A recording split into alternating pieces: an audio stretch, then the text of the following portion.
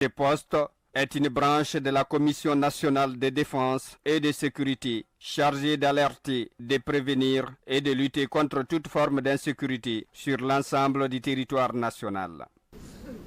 Ce dispositif qu'on appelle ici le commandement opérationnel de sécurité intérieure, c'est un dispositif de planification, c'est un dispositif de coordination, mais aussi un dispositif d'anticipation. La volonté principale politique derrière ce dispositif, c'est de répondre, c'est de rompre totalement avec des réponses hâtives de gestion d'événements d'envergure, mais aussi de gestion de crise.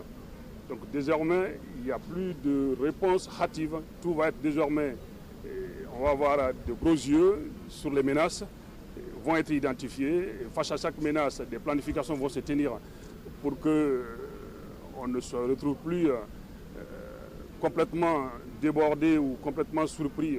Au dire du général Bala Samoura, ces postes constituent un centre directionnel regroupant plusieurs unités des forces de défense et de sécurité. Des dispositions appropriées ont été mises en place afin de garantir l'efficacité et le succès de la mission qui lui est confiée. Mais le travail a commencé il y a plus de 2 mois.